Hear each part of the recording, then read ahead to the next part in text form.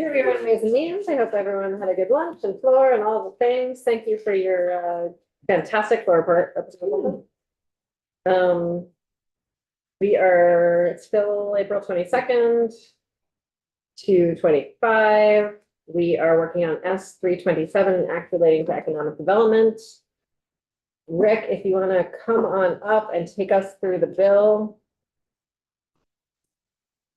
I'm leaving at 2:45 to go talk to Senate Ed and Senate Finance about 9:55, but you all will continue working through this and we can find a time tomorrow to take a vote. All right. Good afternoon. No, Rick Sagel with the Office of Legislative Counsel. And I can't remember, do you like screen share or not? I love it. You love it. Okay, then let me adjust accordingly here. So we're looking at 327, S 327. That is an act related to economic development. There it is. It was referred to House Commerce, which has reported a strike all amendment that you have on the screen, hopefully on your committee page. The first few sections were deleted through the Senate action, not through the House. So sections 1 through 6 were appropriations, allocations, that appropriations, Senate appropriations took out, and House Commerce did not put back in. So I don't think we need to go over those, they're deleted. So I'll skip over to section 7. Section 7 is a study that will be committed or conducted by the Department of Economic Development for business resources and growth. This was going to be a task force, but the commissioner told the Senate committee that they would do it, so they're going to do it. And they have a few tasks that they're going to conduct on behalf of the General Assembly, mostly creating an inventory of resources for businesses to grow, access capital, those kinds of things. The report is due on or before December 15th, 2026 to House Commerce and Senate Economic Development. Okay.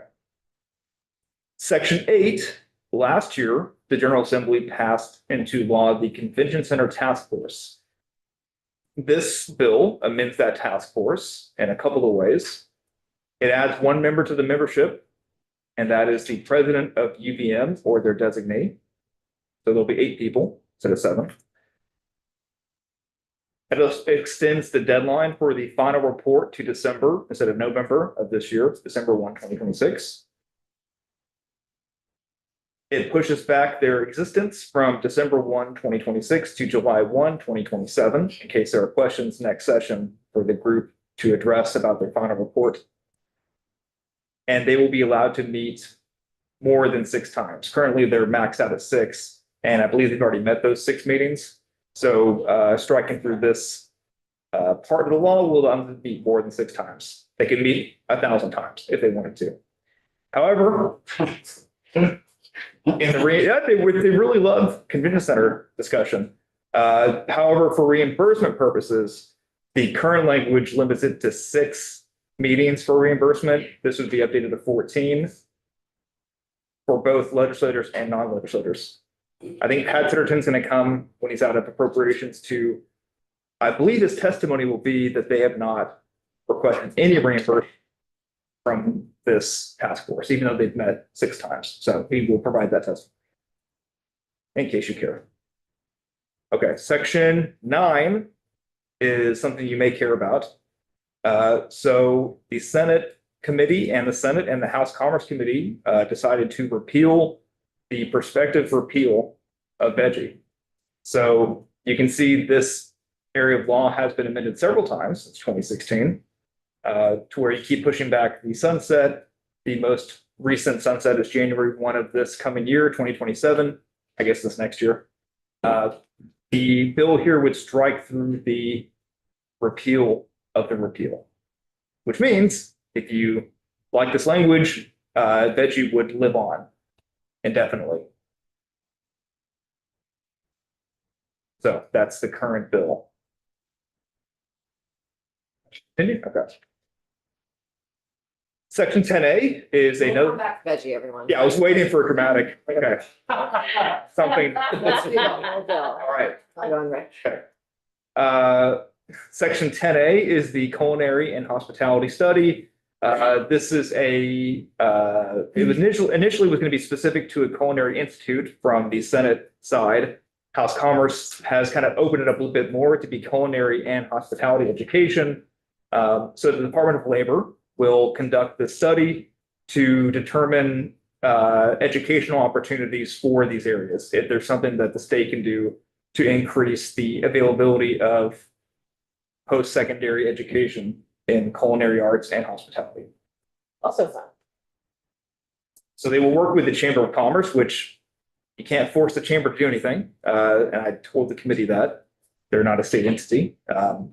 So however, they would be in collaboration with the Department of Labor in this study. That will work. The stakeholders involve a lot of stakeholders, just various entities, state and non-state entities that will help determine how it's going to be conducted, these educational opportunities. The report is due on or before December 1, 2026 to House Commerce and Senate Economic Development. Not to be confused, Section 10B is the Hospitality and Culinary Apprenticeship Pilot. So this is something that House Commerce added because the Department of Labor also suggested that there be a more focused look, whatever you want to call it, into apprenticeship and how that could possibly help culinary and hospitality workforce development in the state. So the Department of Labor, through their registered apprenticeship program, shall establish and maintain a 2-year hospitality and culinary apprenticeship pilot. So they would set it up, they would develop any potential connections with employers that might want to serve this need in the state. They will work with the Department of Tourism and Marketing, Department of Economic Development, and a few others. There are details on page 10 about the pilot. I can read through those, plain English. One thing I do want to highlight for you all, on page 11, subsection C, funding. The department, meaning labor, shall implement the pilot using existing state and federal funds to the extent practicable, and may seek additional grants or funding as such funds become available. I think that's pretty squishy. That's not really requiring additional funds, but just that they may seek additional funding if it becomes available. A report is due on or before interim on or before December 15th of this year, and a final report on or before December 15th, 2028. So again, it's a two-year pilot. Section 11 was a Route 22A study determining how to potentially expand on Route 22A from Burlington to New York. That was struck after House Transportation took testimony. It was going to be very expensive. Not the study, but the goal. I think B billion was multiple B billions. Okay, so section 12A, I'll explain this one. So in 2023, the legislature put into the budget this Rural Industries Development Grant Program, and they funded it, I think, at $5 million. House Commerce decided to make some changes to it, and because of that, I had the genius idea of putting it into statute. It was hard to find. So if I have trouble finding it, I think people who want the grant money are going to have a hard time finding it. So I've struck the session law in the budget in 2023. So this is all just repealed. I'll scroll down to the bottom. Okay, so that's repealed. However, it comes back in Title 10, which is our conservation and development title, where we put our economic development stuff. And now we put it, same name, into statute. There are a couple changes. So it's not just a copy and paste. It mostly is a copy and paste with, I'll highlight the changes that House Commerce made. Starting on page 15, subdivision 3, this is new. So there was a request to give certain types of properties a beneficial grant amount. And these would be properties deemed as federally impacted. And I'll explain what that means here. I mean, you can see the definition. I'll explain the additional grant funding here in a second. But these properties must be owned by the US or by any federal agency or a federal instrumentality, or under the custody or control of a federally appointed receiver through bankruptcy, right? Trustee or conservator, and includes property subject to federal court jurisdiction. So that's new. This is all the same. The grant considerations that, this is ACCD, by the way, that ACCD shall consider these various things. Again, this is already in law. This is also in law, section C, eligible applicants. D, eligible activities, adding in the industrial, commercial, federally impacted property. So expanding upon how this grant money can be used. And when this was done, I asked the committee, do you want to change the name of the grant? Because Rural Industry Development Grant Program, to me, does not mean necessarily residential. However, if you read the statute, it's in there that it can be any of these: industrial, commercial, or if it's a federally impacted property, residential. Is this in the budget? It was in 2023. So there's no new appropriation. There's money left over. I believe 2.5 million is my understanding. Oh, I read. That's sitting there. Yep. Yeah. Got it. Without making it part of Title 10, it goes away, or what's the? That's just me. I think it should have been put in Title 10. It's hard to find. And I think if it's a grant program that you want to keep, put in the statute, it made sense to me to move it. You guys can disagree, but I might fight back a little bit and say, I think this is to be something that people should be able to find and read and see what they're eligible for it. On page 17, again, current law. This is the eligible activities, nothing new here, except at the very bottom, adding again, federally impacted property. That's kind of the main crux of this change. Application process is the same, how you submit the following information. No changes to that. Okay, subsection F is where the substantial changes are.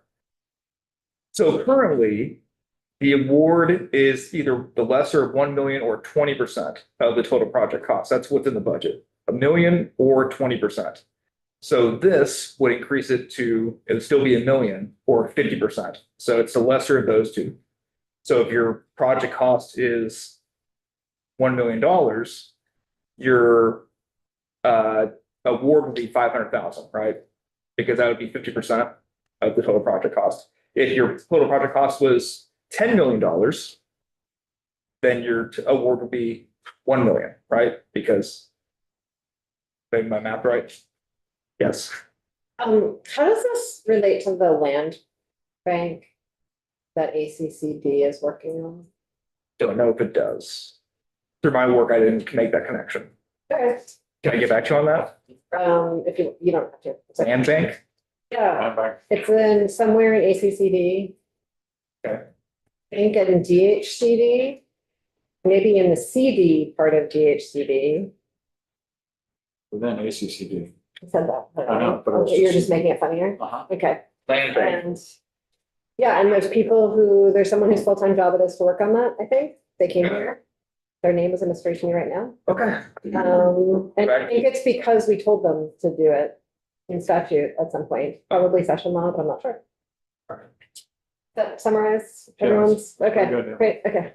Yeah. And also, I'm not I'll hating, try to move their name too Yeah. somewhere in her computer. and I don't want to hate on session law, by the way. I feels like I'm hating on session law. I didn't at all think Yeah. you were hitting on session law. Yeah, It has I mean, I kind of am, but like, yeah. sometimes It's not. Right. always. Yeah, totally great time for the budget. And then came into a fight. No, so in this case, it makes sense. to me. It's getting ready. Okay, so again, it's going from 50% to, 20 to 50%. And B is also brand new. So an award may exceed $1 million, but shall not exceed 2 million if the property is classified as a federally impacted property and the secretary certifies that the project is located in definitely a designated downtown development district, that's required. And then one of the other two, and a reef zone, which is a rural economic area partnership program, or a federally declared natural disaster area, provided declaration was made not more than 5 years from the application date. So again, it's got to be in a designated downtown district, and then one of those other two to get that higher award. And it's up to the secretary to make that determination. This all sounds great. 2 and 3 are the same. Okay, G is new. So because I'm making my life harder by doing this, there is a request also from the House committee that if you had gotten a previous grant, that session law in the budget says that if you then sell the land or sell the property, any profit goes back to the state, kind of like a revolving. They didn't use that phrase, but it was set up as a revolving loan fund, even though it's called a grant. Okay.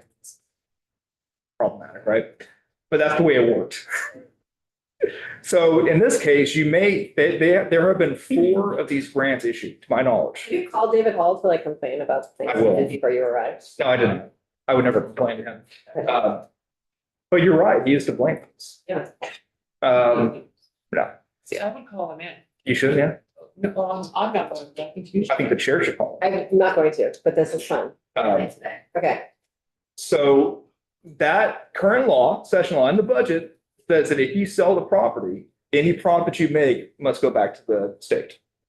Into that grant fund, which actually also the fund was not created. Not a problem with this area. okay, there is no fund? Well, it didn't say in the law that a fund was, so I added that. I'll show you. It's okay to not make special funds sometimes. No, so it's not. I just go in and out. So no, all I did was this. I didn't make a special fund. Thank you for that. It was just never called out as a fund. Like we find it to call it something, instead of just money laying around. Okay, back to my stumbling of this section. The session law says, I said it already, that if you must give the money back.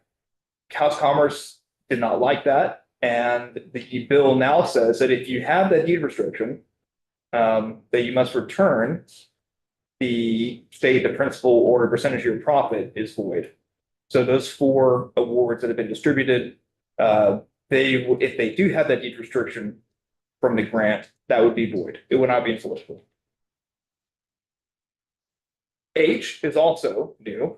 Want to make it clear, and I have a suggested amendment for this, by the way, because this was done yesterday in committee. I'm typing it as I talk about it.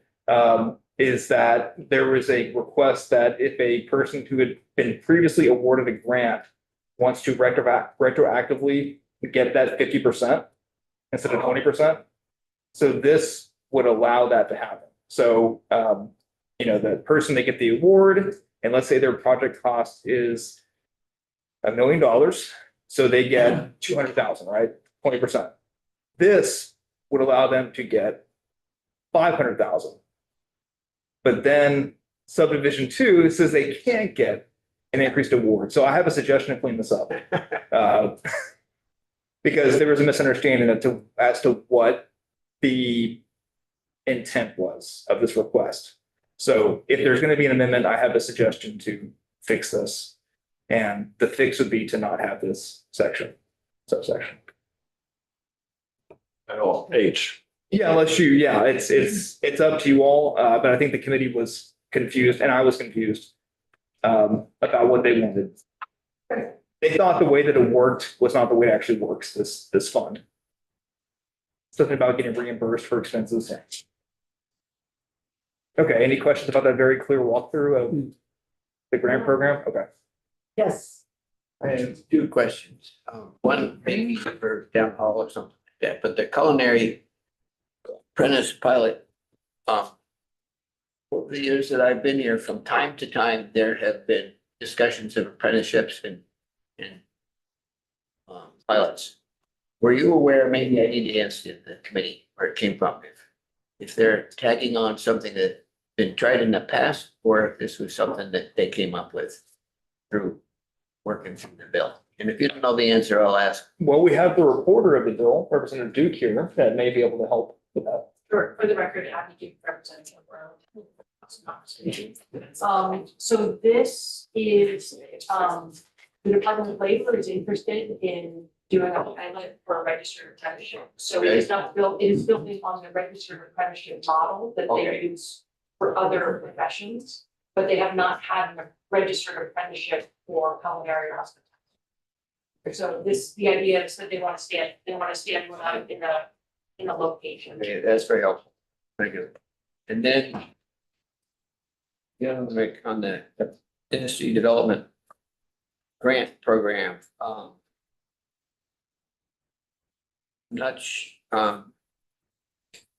the funds come out of the, somebody else, well, it's a grant, I guess you'd say, but it has to run through, RDCs and then through, their boss, which is that program that, I'm just trying to learn more about it, and maybe I should ask Gabby outside the room or something, so you understand more about it. I think it's a good idea, but I'd be more comfortable if I understood more about So how it's working. it is through, you have to be a local development corporation. RDC. You have to be incorporated as one of those entities. Yeah. And the money's already been appropriated, and at some point, there might be more money that's appropriated. But there was 5 million in 2023. To my knowledge, there's still 2.5 million left over in Okay. that pot. That's just kind of sitting there. So House Commerce is hoping that this would incur more use of that money. Okay, excellent explanation. Thank you very much. Okay, I will continue then on to section 13A, which again, if the committee will consider an amendment, I have a proposed amendment here, just a typo. This is a nickel rounding provision that was in a different bill. They got put into this bill. My suggestion is the purpose statement. It's not the purpose of the act. It's the purpose of section 13B. Didn't have time to correct that. But yeah, so it'll just be a typographical correction if you entertain that. So the purpose is to authorize the rounding of cash transactions to the nearest 5 cents where 1 cent coins are unavailable or impractical. So I want to leave that this is not my bill. I'll say that again on the next one. This was Cameron Wood, however, I think it's pretty simple and I can explain what's going on here. It is optional. So we have definitions that are important. Cash means coins or paper currency. Cash transaction means the sale of goods or services where payment is made entirely or partially in cash. Rounding means adjusting the final total amount due after taxes and fees to the nearest 5 cent increment. A person or business engaged in a cash transaction may round the final amount due to the nearest 5 cents as follows. If it's 1, 2, 6, or 7 cents, final digit, it's rounded down to the nearest divisible amount by 5. If the final digit of the amount due is 3, 4, 8 cents, or 9 cents, rounded up to the nearest amount divisible by 5. I believe that's it. Intended to avoid a business always having it on the high end or low end, to always have a round up or round down. That's, I believe, the intent of that. Rev Duke might be able to clarify that. If a person or business rounds a cash transaction under the section, any cash refund of the amount paid shall be issued to the purchaser in the exact amount initially paid for the goods or service. Exclusions. This section shall not apply to electronic and other non-cash payments, payment of wages, rebates or cash disbursements, and transactions governed by federal law that prohibits rounding. Rounding under the section shall not constitute an unlawful price increase, surcharge, unfair or deceptive act in commerce or discrimination. Okay, I would have another proposed amendment for subsection E, just to kind of make a couple of fixes here. On or before July 1, 2026, this is your notice requirements. The Commissioner of Liquor and Lottery shall prepare and provide individuals and businesses with a model notice pursuant to the section that at minimum include a reference to the Vermont Consumer Assistance Program. The notice provided by the commissioner shall be available for free. My suggestion for this is to, That's specific, just the commissioner of liquor and lottery about the rounding. Okay, yeah, model, it's not, but for any businesses that have cash transactions. right, and I can't tell you why that entity was chosen. I assume there's a reason, but Rep. Duke, you recall? Why liquor lottery would do the numbers? I think not sure. Okay. Not sure why it's done.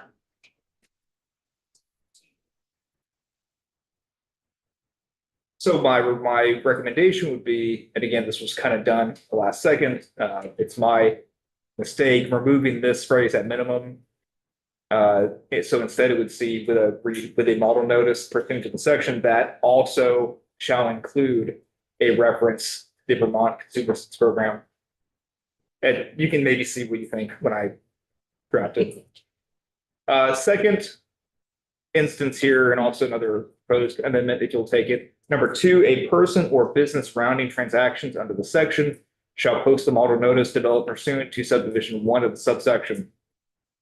There was language in there that said that the business must post it in a visible place. I'll read it to you. So develop pursuant to subdivision 1 of the subsection in a clear and conspicuous manner at the point of sale or at the entrance of the business. That was in the bill. It was mistakenly removed when we were shuffling things around. So I can show that to you all tomorrow and you can decide what you think about that. Number 3, no change here, no recommended change. The Secretary of Agriculture, Food and Markets may issue a penalty for the failure to provide notice required under the subsection in accordance with 6 VSA 687. Taxes and fees, all taxes and fees shall be calculated and remitted based on the pre-rounding amount. Got 2 different agencies in there, liquor and lottery and agriculture food markets.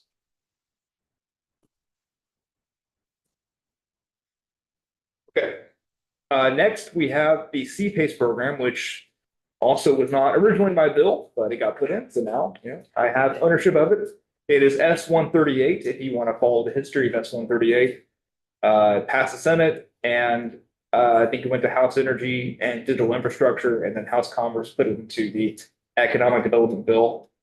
So this is, CPACE stands for Commercial Property Assessed Clean Energy. It is a somewhat of a nationwide program. Various states have it. Vermont has a residential program that is very similar to the commercial program, but this obviously would allow a legislative body to enact a commercial property assessed clean energy program. So it's pretty straightforward as far as the legislative body must first approve of this ability to issue these. I guess I'll call them, I don't want to call it a loan, but it's a way of financing a project. So once that vote has happened, the municipality, and it gets approved, the municipality shall allow for the imposition of a special assessment to secure private financing for property owners of commercial or industrial buildings within the boundaries of the municipality for renewable energy projects. Commercial or industrial building means any building other than a residential dwelling with fewer than 5 units. A district means a commercial property, assessed clean energy district, which includes the entire municipality. Resilience means the ability of interconnected ecological, social, physical, and economic systems to anticipate, adapt, withstand, respond, and thrive in the face of current and future conditions and disasters. Water conservation improvement means measures, equipment, or devices that decrease the consumption of or demand for water, address safe drinking water, or eliminate lead from water use for drinking or cooking. So upon the vote allowing these types of agreements to be enacted, there is an analysis performed subsection B which must take after January 1, 2027. So you have about 6 months before these can actually go into effect, these agreements. A property owner shall have an analysis performed that includes the following components. And so you have various things that the property owner must do in order to request the special assessment. You can read these if I need to read them to you word for word. The written agreement shall provide that the length of time allowed for the property owner to repay the assessment shall not exceed the life expectancy of the improvement. In instances where multiple improvements have been installed, the length of time shall not exceed the average lifetime of all improvements weighted by cost. Okay, this subdivision is fairly important here. Notwithstanding any other provision of law, a lien under the section is a first and prior lien on the property. So not the person, but the property. Subordinate only to a lien for property taxes from the date on which the notice of special assessment is recorded until the assessment, interest, or penalties paid and run to the land, and that portion of the assessment under the assessment contract that is not yet due shall not be accelerated or extinguished by foreclosure of a property tax lien or any other lien. So even if there is a foreclosure, subdivision B, payments, they still must be made. It's not going to go away. The special assessment lien is not going to be removed just because of a foreclosure. It must be paid for the title transfer. Can I ask a question? Okay, what page are you on? I am on page 25. I'm sorry. That's where I thought you were. I am completely lost. So could you start, where does this section begin? So the C PACE, there are 6 or 7 sections. It's all 14. On page 22 is where it starts, 14A. Commercial property assessed clean energy districts. Right. What does this section do? It allows a municipality to allow commercial property owners in that municipality to finance certain clean energy projects using this construct that is in statute. Okay, the municipality needs to approve that. Yes, Does a bank need to approve it? Where's the money come from? it comes from a lender. And I don't know how that is arranged. Again, I don't have experience with this bill. However, maybe as we read it, we'll find out exactly how that is. Yeah. You don't need that. Sure. I can jump in quickly. The basic idea is that it's a financing tool for a business to take out a longer term loan for a clean energy project or a resiliency project. And then the mechanism is municipality based, creates a special district. The business borrows money from a bank. There's also an administrator, which could be the municipality or another administrator. It connects the loan payment to the property tax. So when the business pays the property tax, part of that is the loan payment for this clean energy project. And they're able to finance the project for a longer period of time, say 20 years instead of 5 years. And the loan is connected to the property. So if they sell the property, the loan goes with the property. Does that make sense? So it's a funding mechanism for a longer term loan. And this is why on the economic development side, we were interested in this, is it allows a business to finance something that will have a very long term return on investment. But commercial loan products wouldn't, you couldn't do a 20-year loan for that, right? So these loans are typically for 20 years, is that It it? depends on the project, the size of the project. The important parts are that it's connected to the property tax payment mechanism. And it's a first lien, so it is, and this is in the bill, it's very important that the banks all have consent to this, so. It is a. So is this one of those where the property tax gets diverted to No. go? Okay, what does the property tax have to do with it? It's just that when they pay, when you pay the property tax, you're also paying an increased amount to go towards this loan. and then the administrator sends that money to the loan, but it does not divert anything from property tax.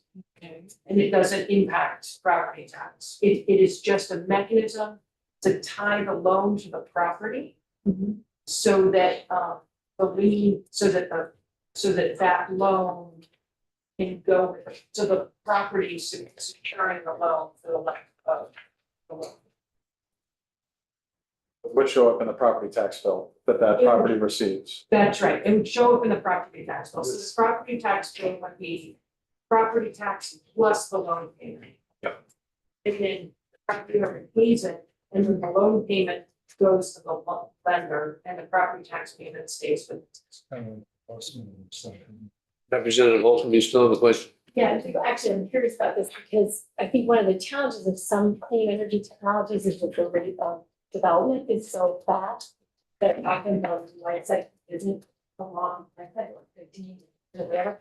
And then many of these companies actually function by financing the loans themselves. I'm just wondering how this is going to interact with that and whether you got testimony from clean energy as well.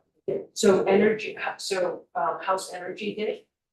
And, so the, this is actually the important piece is that the lender and administrator are separate. So, and this exists in 41 states, I believe, in most states. So, and the length of the loan can't be longer than the average lifespan of the project, or is considered lifespan of the project. Just to follow up, is there a reason that these businesses can't set up a compact and do this without the municipality? Or do they need to have a municipality do this? They need a municipality to go with that. So that way, and that is the mechanism that allows the banks to loan it for a longer period. Rick, do you have Representative Brandon get up to speed now? Or where we at? Okay, all right. Yes, Real fast. go ahead. Okay, so there's nothing that diverts any money from the ed fund. Correct. The ed fund still gets its That's right. penny. That's right. And if the municipality administers it, they can charge to administer. So they're not doing anything for free. Yeah, it doesn't seem like that great a deal for the guy building the property. So he's gotta pay his tax and he's got an extra charge due to the town. And then he's got the something else. Well, I It mean, benefits them, the developer, like, let's say you're a business. You're operating your industrial facility and you have a roof that you could put solar panels on. mhm. And the bank says, sure, I'll give you a 5-year loan, put the solar panels on. But through this program, you could do a 20-year loan and tie it to your property. That's the benefit. Is a longer term loan for the project. And the bank sees that as a, that's then a product they want. See where the bank would want that because they're gonna get payments from. The professional who's building the building, is paying for 20 years instead of 5. But their payment is lower. The schmuck, we can do that. The guy that's building, the person Yeah. that is making the renovation may not find financing immediately available to do this type of improvement. And the improvement is paying for itself. Pardon. And they say, we're not gonna finance that. But you can get it through this other program and you don't have to take out an additional loan. So, and they're gonna provide the infrastructure and you're gonna get repaid through this extra payment on your property. What I really care about is I don't want to divert any more money from the ed fund. Yeah, that's That fine. doesn't happen. Right. Yeah. Representative Holcomb. But I'm curious, it's not on the fiscal note. Is the fiscal note going to be updated to include this last program before we vote? That's right. It's not on. So Patrick Kitchen, Joint Fiscal Office, and it's not included in the fiscal note, for 2 reasons. Very short timeline to put something very complicated in there, and 2, there is not actually a fiscal impact to the state. This is purely a program that's being conducted on the municipal level. The representative mentioned that there are ways for them to make sure that their administration of this program does not leave them, wanting. So, and from that lens, there is no fiscal impact to the state. I just have just a process check, and this is not for anyone testifying. One of the things I wonder about is when we talk about fiscal impact, we only talk about impact on the state budget. But when do we look at the ROI of projects? For example, multiple states have done convention centers, and it actually most of the time doesn't our taxpayers. Now, this doesn't have a cost, but if you create a program and then start putting money into it, it is a cost. And it may be, when do we actually evaluate whether a particular investment is achieving whatever our economic goals are? And those aren't actually written here. I mean, and I ask that broadly because I know that for a long period, the apprenticeships and the career pathways were about supporting development in high growth, high wage sectors. And, I'm wondering, how did we decide culinary was the way to do that? And I'm not saying it's not valuable, but it's not a high wage sector. And I worry about creating more sectors where people, this is a place where the college has already collapsed because it couldn't financially sustain itself. And I worry about creating a need for credentials in a place where people are going to be underwater trying to pay it back because the wages aren't high. And I just don't know where those conversations happen. For us, for our committee. It's not relevant to us. Yeah. But it is relevant to how we work. We had that conversation in committee, that's helpful. And this is why we changed this idea of the original language that came from the Senate was a study to create a culinary institute, and we said, kind of what you said, that a culinary institute actually is not financially feasible. And certainly the Necky model wasn't, because you are the amount somebody pays in tuition, they can't pay back the loans, right? And so, but there is very clear workforce need in our tourism and hospitality dominant economy and service, especially certain parts of the state. There is a shortage of trained folks and culinary hospitality professionals. And so the purpose of both the pilot program and the study are actually to look at ways to develop those skills and professions in a cost-effective way, both for the government and for the student. Yeah, Yeah, a couple comments and following your comments. We used to have Necky in Vermont, which was very successful until it wasn't. I mean, it turned out some remarkable graduates, I guess we could say. We've also had back a couple decades ago, during the school to work, school to career days, apprenticeship programs.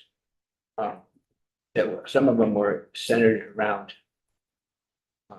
the hospitality industry. And they went away for whatever. So I see this as a good effort, and whether it's intended or not, it's recreating stuff that we had that was really quite successful that is, I don't know, for lack of a better term, frittered away or wasn't financially feasible, given the models that we had a couple decades ago. And so even though it may seem like an oddball out of place, I think it's very much part and parcel of what we ought to be doing. So carry on.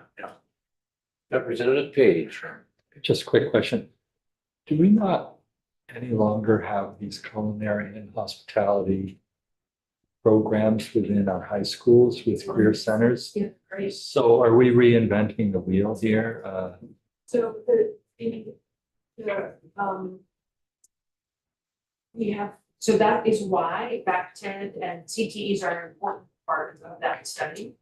Because, but what we don't have is if you graduate from high school and gone through a culinary program in high school, we do not have post-secondary training opportunities. So we hear testimony that those graduates are going out of state to further their education, and they're often staying out of state.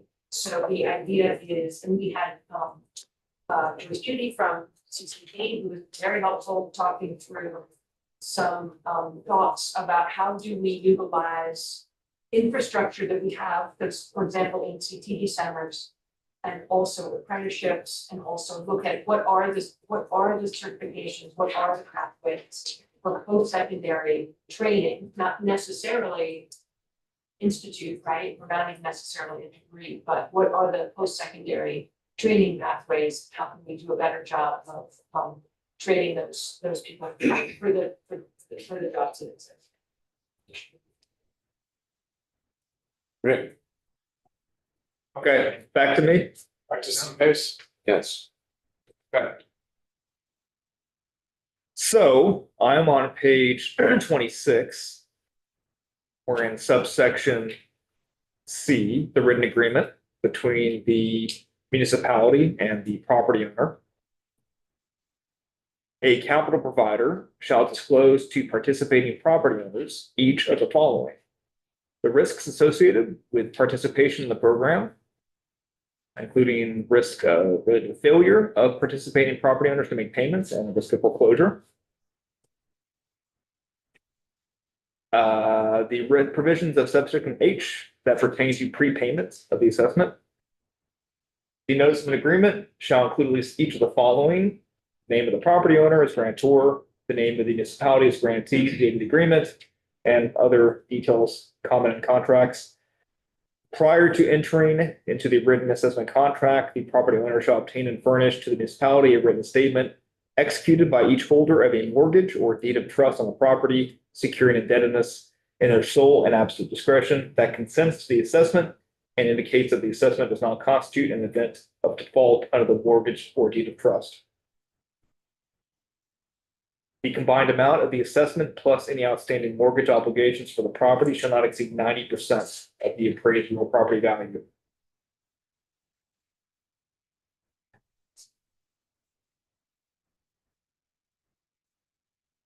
Subsection G, with respect to an agreement, question?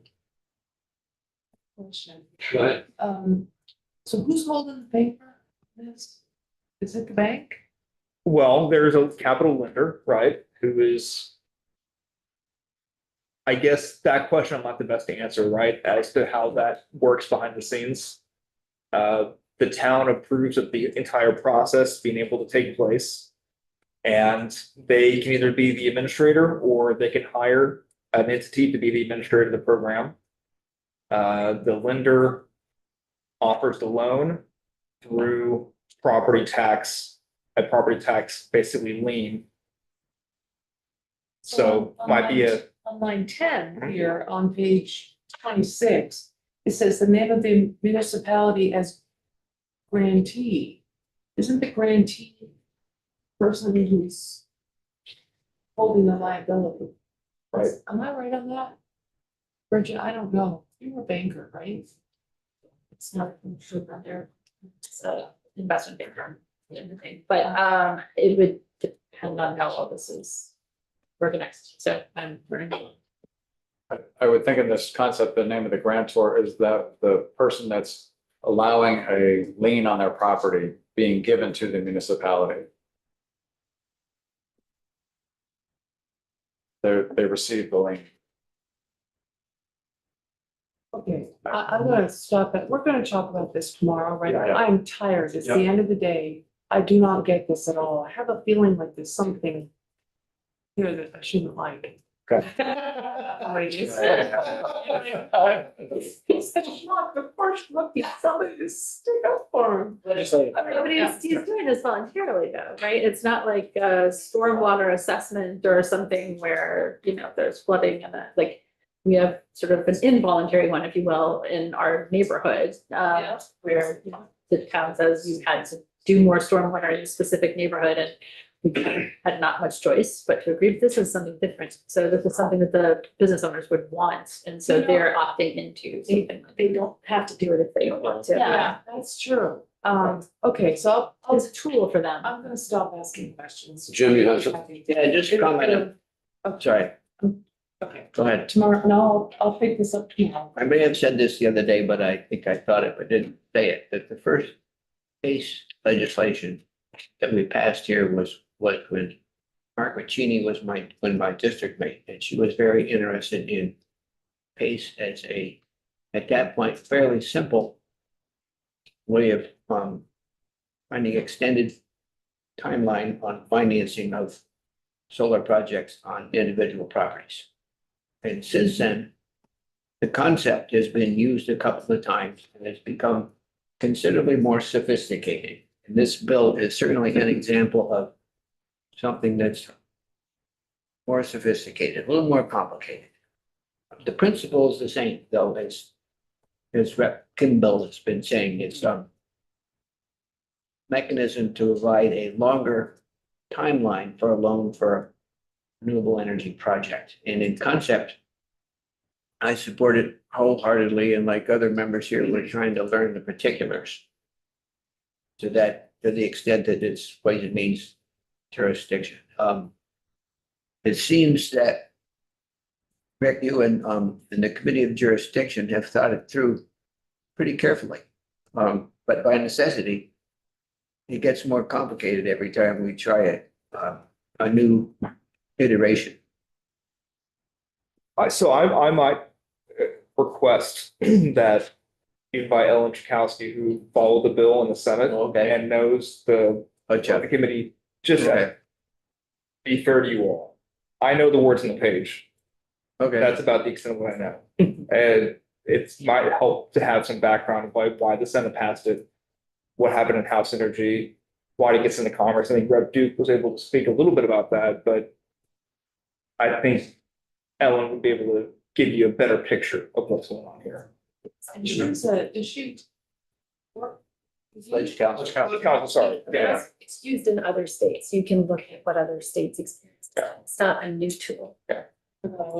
Okay, let's get down to one person at a time, Jim. Yeah, to the extent the committee chair is interested, it might be a good idea to have Ellen in briefly. But I can vote for the bill without having her in. I understand. It's committee's privilege, I think. Representative Kimball has made the notation.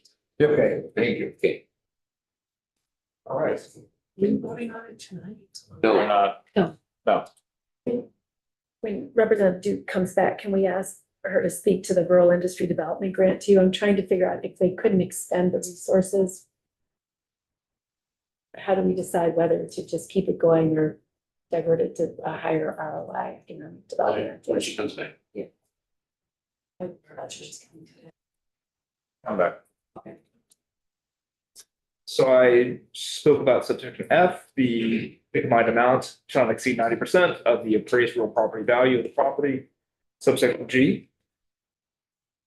With respect to an agreement under the section, the assessments to be appraised not violate various consumer protection laws we have on interest, non-BSA 41A, 43, 44, and 46 through 50. The maximum length of time for the owner to repay the assessment shall not exceed 30 years. I assume that took us most mortgages of 30 years, but my assumption. H, for project under subchapter 2, which that is the residential piece of this, which is in law, there shall be no penalty or premium for prepayment of the outstanding balance of an assessment under this subchapter if the balance is prepaid in full. Projects under this subchapter 3, CPACE, are not subject to these provisions, but shall be subject to the private agreement for the financing of improvements.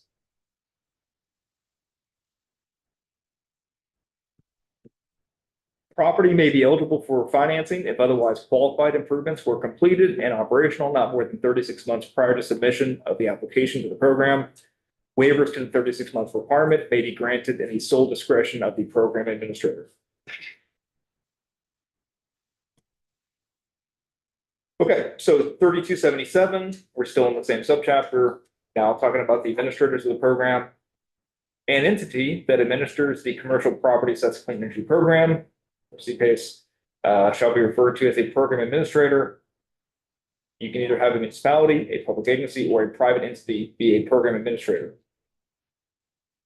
Municipalities that have adopted the district through a vote may enter into a contract with an entity to serve as the program administrator, or serve as the program administrator itself to administer the functions of the CPACE, including entering into the agreements with commercial property owners and collecting CPACE assessments. An entity may enter into a contract with the CPACE municipality where the entity shall serve as the program administrator and collect fees as necessary to administer the program. Other than the fulfillment of its obligations specified in the CPACE agreement, neither the administrator nor municipality has any liability to a commercial property owner for or related to energy savings or resiliency improvements financed under the CPACE program. The remaining sections, 14B through I think G, are technical adjustments because you're adding in a commercial program under the current residential program. So 3263, costs of operation of a district, adding the sentence, a municipality may charge fees to cover the operation of the CPACE program under subchapter 3. And adding in coordinating language to the CPACE program. Nothing special there. Section 14D, liability of municipality. C, a municipality that enters into a written agreement with a property owner under subchapter 3, CPACE, shall not incur any indebtedness or otherwise finance project under this chapter, nor shall be liable for the failure of the performance of the project, nor shall pledge the full faith and credit of the municipality. So it's specific, the municipality is not going to go out and borrow money to fund it. That's how I read that, yes. It's the administrator. Right, that's only applies to municipalities. 14E, again, updating language, including adding subchapter 3 to the it's a lien language in A and B. Section 14F, the collection of assessments, liens.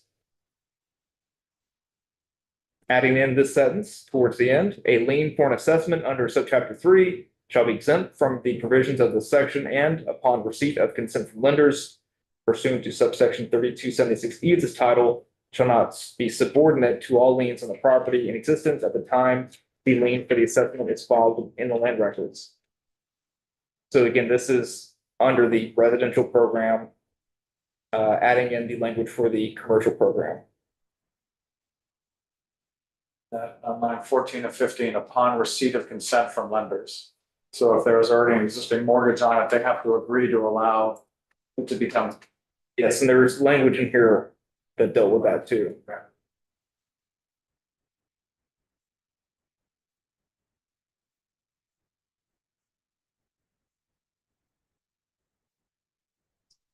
Yeah, E.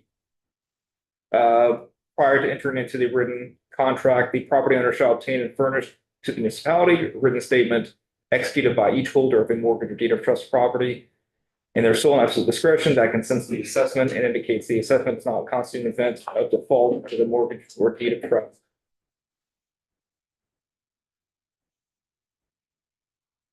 I guess that's not the mortgage or that's the mortgagee.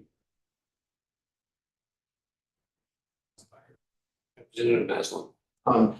Rick, on the language you were just on, does not constitute a default. At the very end. Well, you were just there a minute ago. Is that typical of this kind of agreement? I don't know. Okay. Yes, I'm sorry. No, it's okay. I just found it.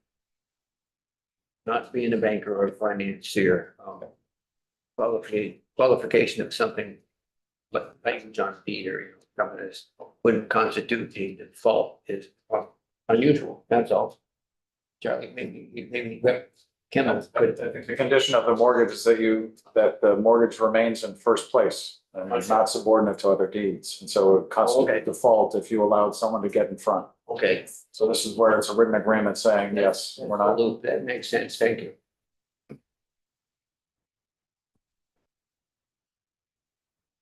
Okay, section 14G, it's the last one for the effective dates.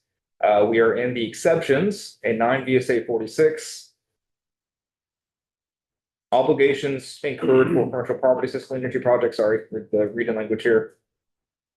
Section 43 of the title relating to deposit requirements and section 45 of this title relating to prepayment penalties shall not apply, and the parties may contract for a rate of interest in excess of the rate provided in section 41A of this title in case of obligations incurred for CPACE projects. pursuant to this new subchapter you are creating.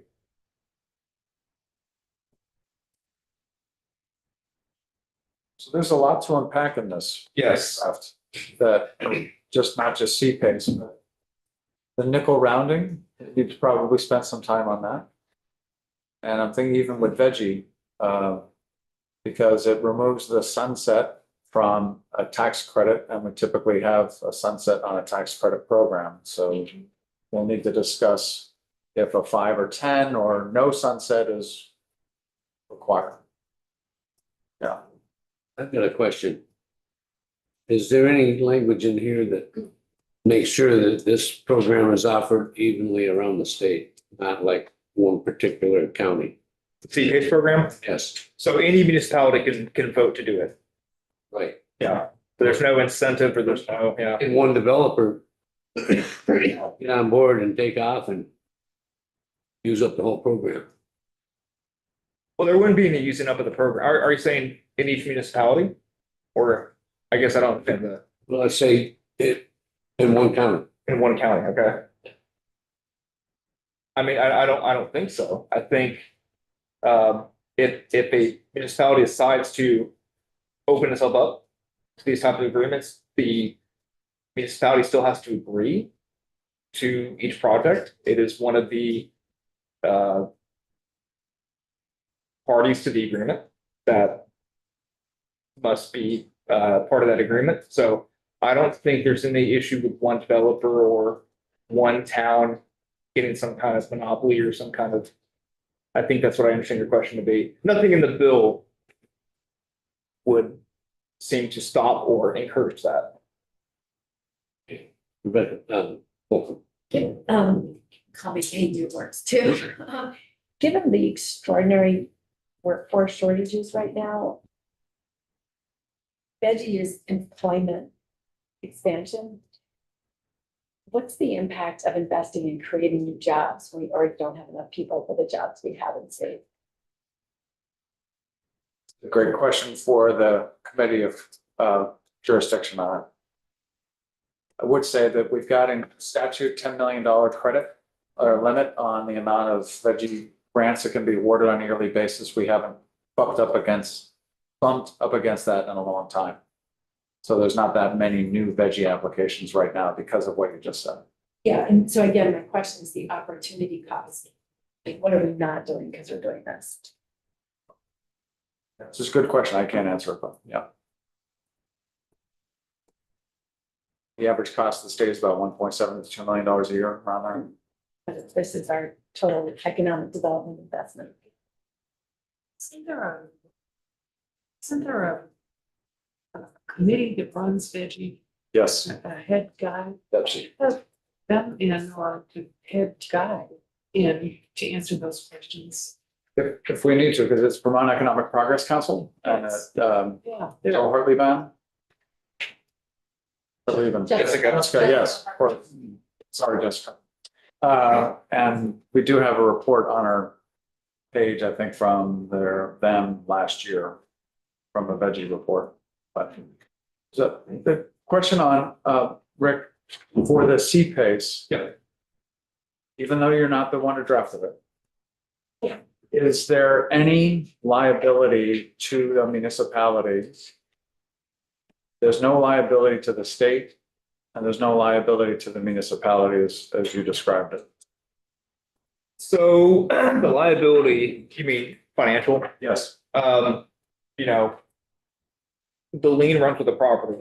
And if it's foreclosed, if the property owner that initially got the loan sells the property or goes under, files for bankruptcy, whoever bought that property would have to take on that lien or pay it. So I think that hole is covered, but you know, is there another way for the municipality to incur some type of liability? I can't think of one. Representative Holcomb has a question for Representative Duke now, she's back. Right, I can't remember what it was, so. It's about, Okay, just given how how tight our labor market are. We just don't have people here to do the jobs, to grow businesses the way we need. Veggie is focused on employment growth. What's the opportunity cost of focusing on creating new jobs as opposed to, creating a workforce for the jobs that we have? Yeah, I think that's a good question, and I think it speaks to, right now, I think Veggie does have limited applicability. We don't, I'm on Betsy, and I think there's one application in the works. It's a very, the idea is Veggie is best for times of higher. And so, but that doesn't mean there's a small number of employers that it's appropriate for right now, but that may be different in 5 years, it may be different in 10 years. But Veggie works for very specific, in very specific situations, but it certainly does not work for all employers, partially because of what you're talking.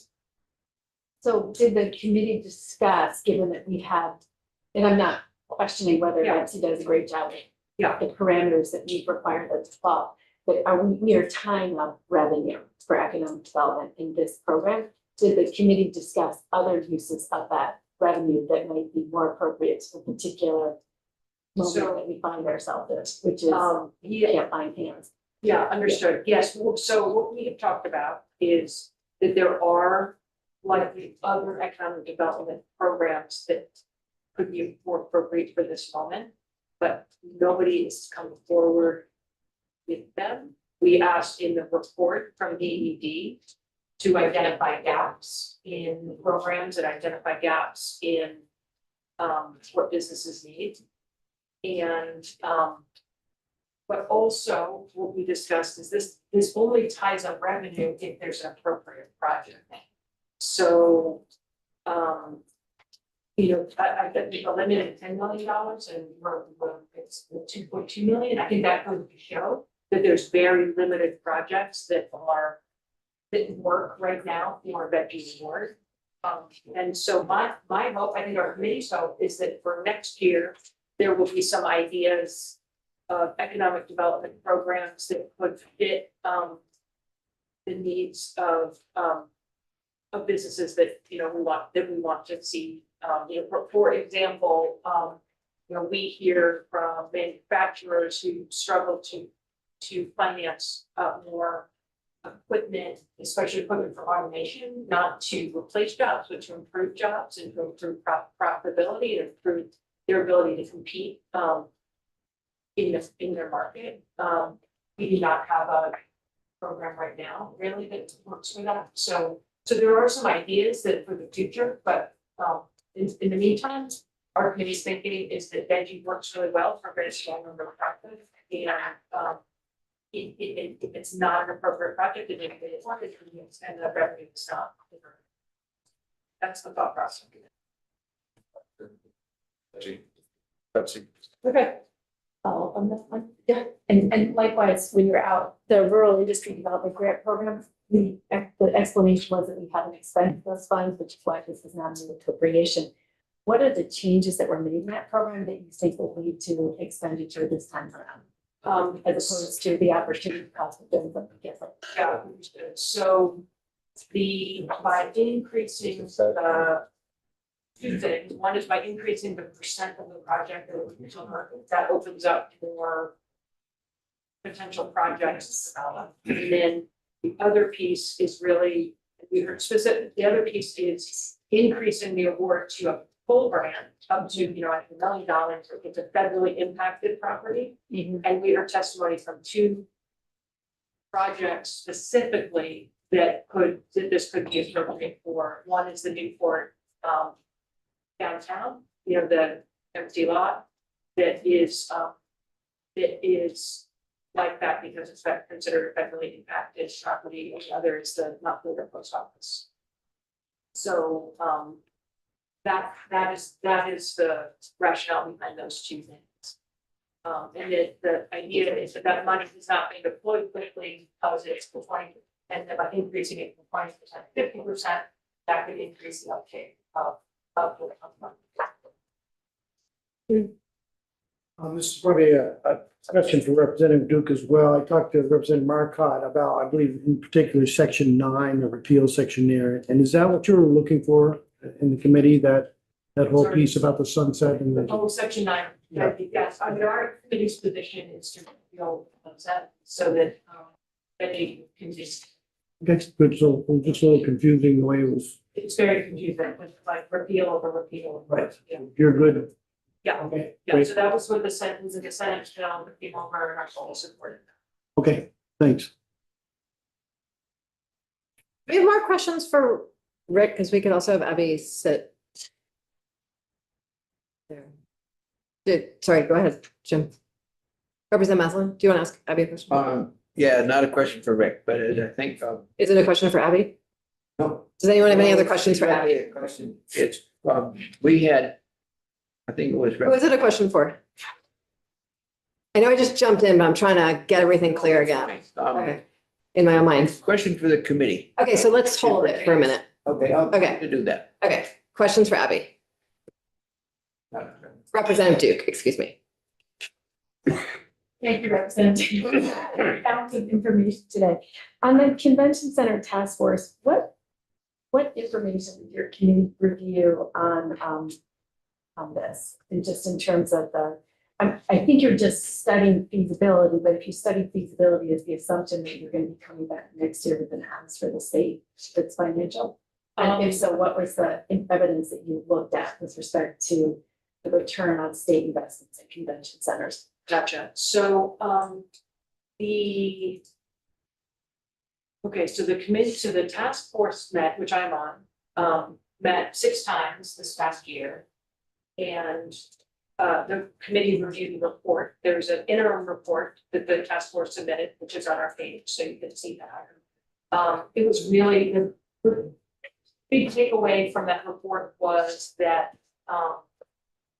convention center is most appropriate for Burlington, specifically maybe South Burlington, for a number of reasons that are outlined in the report.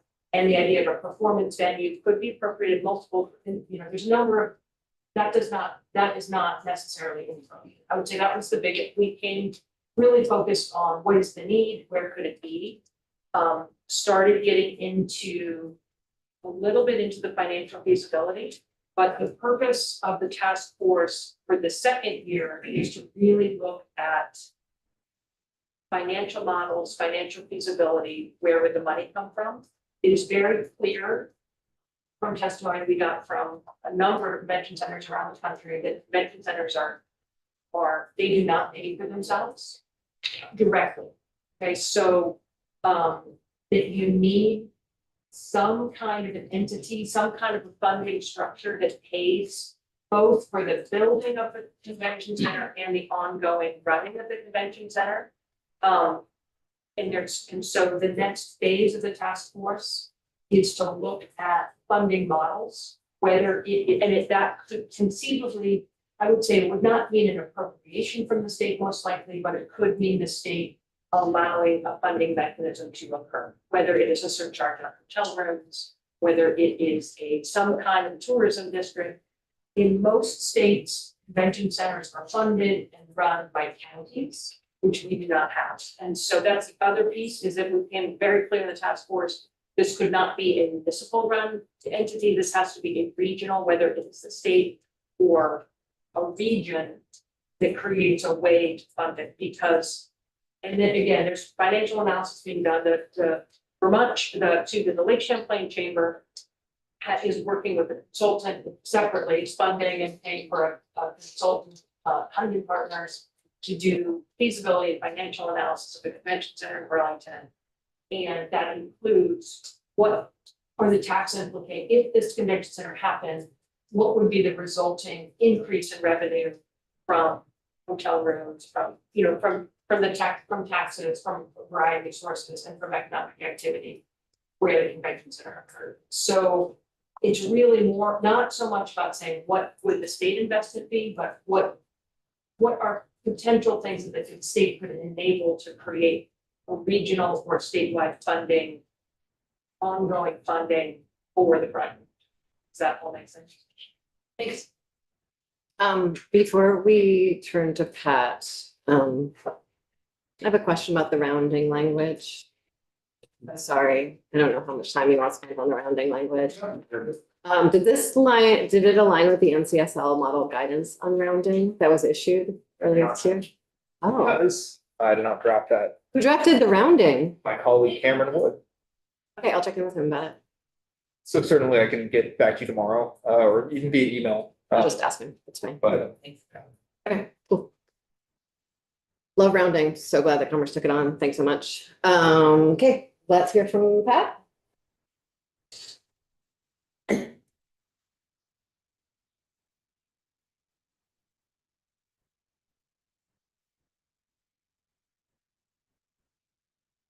Still is a very total like change of headspace for me. Yeah. From what I usually work on. I'm finding it very refreshing, actually. Yeah. So there is a fiscal note that I'm going to share with you. It should be posted under my name on the committee's page, right? Since people have it printed out, which is great. So I know. Great. So on a top level, the only piece in here really that I think is touching on tax policy, state tax policy specifically, has to do with that veggie sunset repeal. I don't know what's going on either, Pat. Okay. So I pulled from the 2025 report, the tax expenditure of that program in 2023 was 2.2 million. And so one thing to remember, and sort of the range I saw within there is typically the cost of the state in terms of foregone revenue bounces between about the high point I saw was maybe 4 million at one point. And sort of a key thing to remember with the repeal for veggie is it's not repealing the program in and of itself, it's repealing their ability to issue new incentives.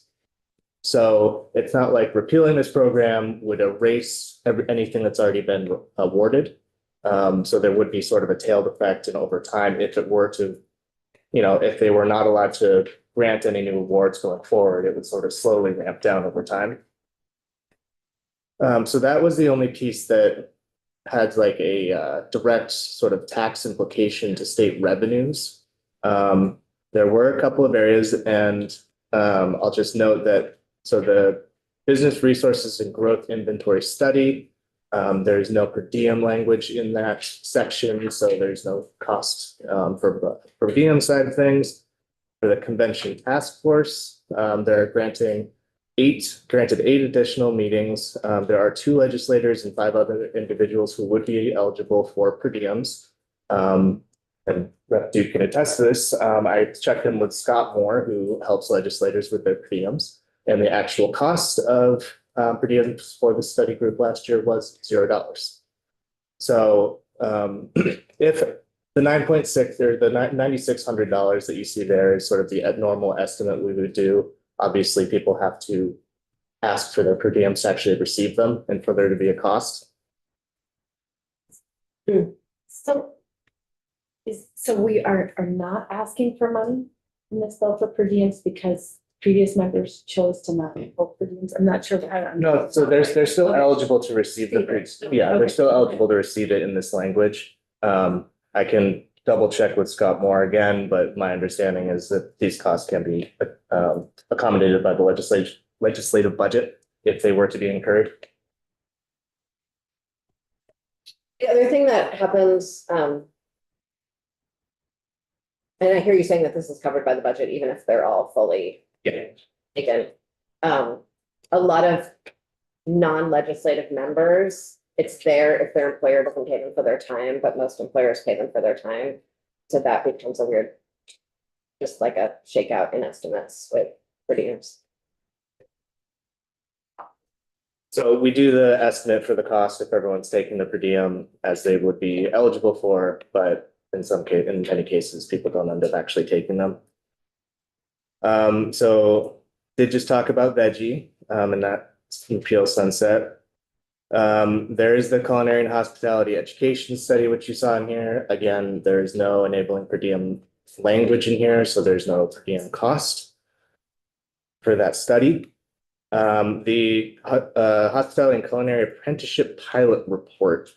So this is just tasking DOL with going out and setting up this pilot. Notably, there is no appropriation language for support of this. So what it is saying is basically the department can either sort of rely on any sort of, I guess, excess capacity their employees may have, or to the extent that there are grants that they can receive or federal funding available for this type of program, they are able to accept and use that for it.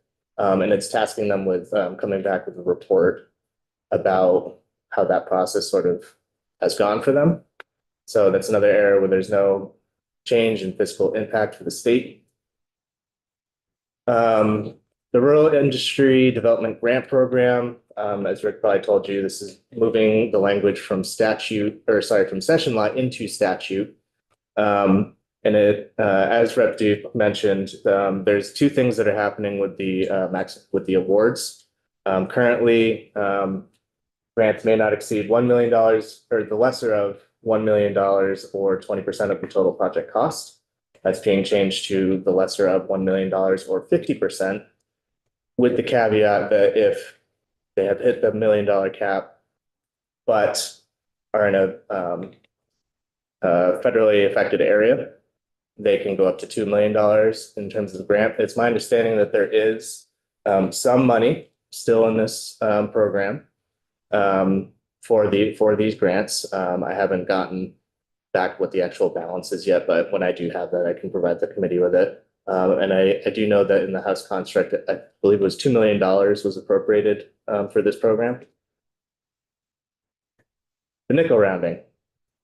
I guess basically what I'll say is this is only for cash transactions, and the calculation of any kind of tax or fee that is associated with that purchase is based on the unrounded amount. Say that again. So if something costs $2.52, the calculation of tax owed will be on that $2.52. Got it. It won't be on the rounded figure. Yeah. So there are obviously implications there for sales tax, right? And they didn't wade into rounding, the state rounding transactions. Not to my knowledge. And so that is where the fiscal note does end. Rep. Holcomb did notice that the CPACE program was not included in here. Made two major reasons for that being a very complicated program to add to this fiscal note in a quick manner. The other one being is there is not a fiscal impact to the state of Vermont on this. What it's setting up is an alternative financing mechanism for these commercial projects for people, where, as you heard, maybe they are able to get a longer commercial loan than they would have otherwise been able to. Presumably, part of the interest on the lender there is that with the loan being connected to the property itself, there's probably a little bit more surety of them recouping the loan that they're putting out, rather than, having to figure out where in line they are if someone goes bankrupt or sells the property and the person, well, a whole slew of different scenarios that could happen. But, in terms of whether it's attractive for someone to go this route, with the longer term, the year-to-year, month-to-month payments can be lower. So, there's several different ways it can be structured that maybe someone opts or decides that that's the more attractive route for them. It could be that they much prefer the shorter term loan, which they should do, right? That's still an option, but again, it's something that municipalities would have to opt into. And again, it's leaving education property taxes out of the conversation. It's basically put on top of the municipal taxes for the purposes of paying the loan.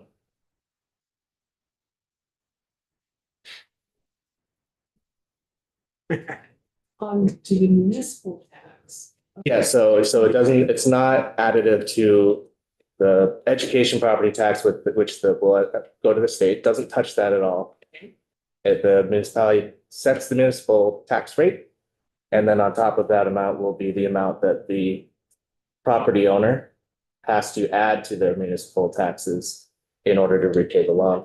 One way I kind of think about it conceptually is when you're paying a mortgage, oftentimes the lender will add taxes which they hold in escrow to pay on your behalf. That's kind of, it's not a direct comparison, obviously, but kind of conceptually, that's how I was sort of thinking about it.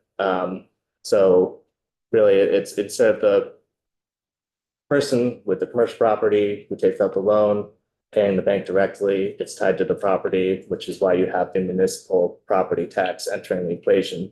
And why, if that person sells the property, that loan and that payment is still connected to the property, and whoever purchases that property assumes that loan.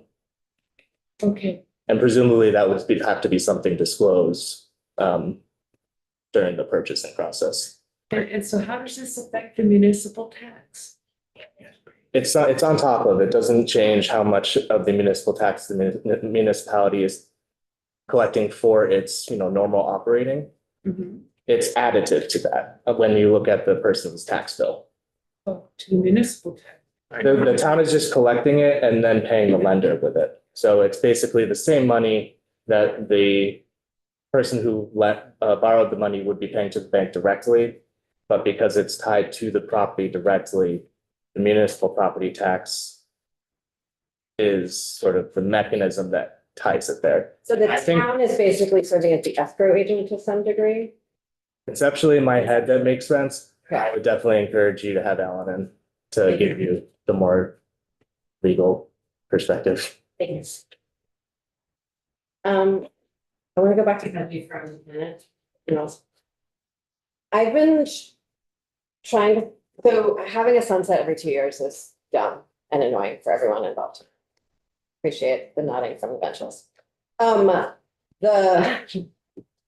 And we have this fairly careful process of appropriating every year. And we don't have a process of looking at all our tax expenditures every year. We have a tax expenditure reports, which happens cyclically, Are you writing one this year? and sometimes we do a better or worse job at looking at them. And I'm just trying to think through ways we could do a better job with it. We could ask committees of jurisdiction to sort of send tax expenditure letters the way that appropriation sends asks for budget letters. We could have sunsets on everything that are further off, that have very specific report added to them. That's sort of I don't know. Do you have any ideas, Pat, before I ask the committee for ideas? Well, I would always say that the tax expenditure report's a wonderful tool in helping the legislature inform themselves on Great. what's out there. Because it does also include intent, like all the intent language. So, when reviewing it, you can find the expenditure you're interested, look at the intent, and think about whether it's achieving that intent, right? And how often is the tax expenditure report? Every 2 years. So we wrote one for last year, or no, 2 years ago, we're writing this summer for you all to review in January. Thanks. Thanks for your time. Yeah, I like your idea of having people talk to their tax expenditures, not because some of these programs aren't good, but the needs of the state evolve. And there's no routine evaluation about whether this is the best use of this particular tax credit, or is there an opportunity cost by tying that up here when it could be a birthday. Anyone else? Yeah, Representative Masson. Yeah, I like the idea of asking the committees for review tax expenditures and go to their committee and give us their opinion up down. And also, Madam Chair, when you're out of the room, that Kimball talked about repealing the repeal of what we were talking about. I just. Putting in this. In our habit here, or process here, for very good reason. Not to repeal things entirely, but to put a sunset out there. In keeping with what you're just saying, so that we review whether we want to keep it or not. Once we get rid of it, it's gonna be awful goddamn, excuse me, language, time to get it back again. So whether we say 5 years or whatever, I think I would prefer to go that way. Well, I was trying to tell you a little history, but then I decided not to because it's already 10 minutes of 4. But there was a time when I remember sitting around the table when we were downstairs in room 34 and fighting over going up to $10 million because some of us wanted to go to 20 million because the economy was thriving and we needed all kinds of investments like Pepsi because businesses were knocking on the door of the committee and a lot of them weren't, they had to get so far down the line that the money was gone by the time they got their turn to, play their case, feel their case. But I decided not to tell that story because it's so really good. But the other thing I wanted to know is, are we the only committee that uses the tax expenditure report? I assume it's possible Senate Finance does. I don't really know, but we can certainly help other committees spend more time on it. Because there's a ton of information in Yes. there. And I think even Ways and Means types don't dip in there enough to really enjoy the beauty of their report. We have a lot of reports that we are not spending enough time in the beauty of. I spent some time with fiscal facts today on the floor. Charlie is reading the Vermont tax study from 2005 to 2015. There are good times happening around here. Sure. On what you were just saying about the history lesson that you didn't tell, Yes. I think it's been a while since we actually even fully expended the expenditure that's allowable under veggie. Is that true, Pat? Yes. Okay, so times have changed Yes. towards your point, Representative Holcomb, and so there's sort of a questions about, is this the right program in this moment that we would be making with, I assume that the Commerce Committee spent a great deal of time discussing that this year when they removed the sunset. Do we appropriate 10 million a year for that thing? We accept the loss of money, which is different than appropriating. If we appropriated it, we would never have to talk about veggie ever again. If we could just turn it into a grant program, no one would ever have to have this come through Ways and Means. Yeah, it's true. Yeah, but until that happens, I think we should extend the sunset. Yeah, I think there's 3 tools we have. One is we can adjust the amount of the credit that's available depending on economic times. So that's open to us. The second is that we can always repeal it if we remove the sunset. We can always revisit it when we need to. There's nothing that prevents the legislature from doing that. Right. The third is the sunset is helpful, but I'm worried that 5 years or 10 years from now, somebody says, I don't know what the hell this is. But anyway, so I think it's probably appropriate to have that in the distance, but far out. So we don't get into the health IT fund every year trying to No. sunset every year. More than 5 years. One of the funny things about even if we all forget what's going on, there are all these people that are paid around the benches to remind us about how important veggie is. I forget about that. So I was thinking more of those benches, but these guys are paid for that too. Yes. I think that's my point. I'm not saying it's not a fantastic program. I know it's done amazing things for some places. My point is just anytime we create a program, and whether it's an expenditure or appropriation, it's still a program we're creating because we're accepting lost revenue. We create a constituency, but we don't know, like, we have a really serious economic development problem in the state, and we don't have a lot of cash. And so I think we have to be incredibly disciplined about making sure that when we spend money, and it is taxpayer money, that we are putting it where it's going to get the biggest lift. And that's why I worry about things like the culinary college. It's not that it's not a great thing, but is that what Vermont needs right now? I don't know, I don't know. Once we create it, it's out and running, but I sometimes worry that we do so many things, but what we aren't doing is making the dollars matter for Vermonters. And, to me, if you can't expend the money or you can't expend the credit, it does raise questions. And maybe it's that we haven't designed the program well enough to be useful. Maybe it's that, right now, it's an amazing program for 5 years ago, not the amazing program in 10 years, but right now we need something different. We just don't know the difference. We just know we're not spending. We've often talked about that in commerce, during the one kind of economic cycle, you need one tool, and a different economic cycle, you need a different tool. So we have to chew gum and lots. Yeah, regarding this very thing. One of the things that I learned a number of years ago in a different program was develop a pilot and go to scale. So if we're gonna do a pilot for, as we're proposing here, For veggie? no, I'm back on the previous issue of the culinary. Oh, I don't know how much jurisdiction we have over the culinary, so. Understood. I'm picking, I'm also not, I'm not voting Just a, against. just a comment, if we do a pilot with regards to culinary, the important thing that statewide or economic development or whatever we looking at is how to, if we develop a pilot where it's developed and it works, how do we get that to go to scale to other industries? Because that's really where the issue is. It seems to be the development issue. How do we do that?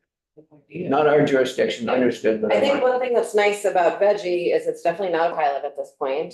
I think there's some programs that you could add a sunset to and it would be disruptive to the goals of the program. I think veggie is also well past that and is sort of accepted. I think having a sunset every 2 years adds a lot of instability and is not what we need to be doing. But I think having a sunset so that a future legislature who might not be so into JFO reports remembers to look at the study would be great. Were you talking about lowering the amount since it's not being fully expended? I think it's a tool that we have to remind ourselves as to how much is being requested and how much we've made available. That's a tool that we have, lever. Right now, it's a lever that's very large in terms of we're not using, we're bumping up against that. So suggesting you could use either one, of those two. Anything else anyone has on veggie? We're talking about all this tomorrow too. I think so, yeah, and I also, I need to catch myself up on this CPACE. Does anyone have other questions about CPACE that I should make sure we get answered tomorrow? I'll answer my own questions.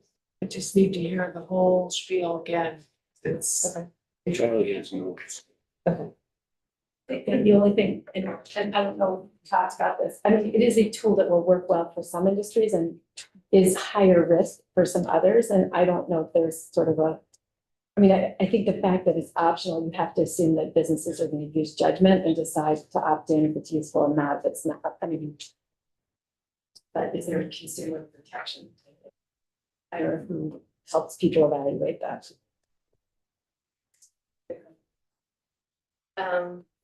Okay, thanks, everyone. We are done for the day. See you tomorrow at 9.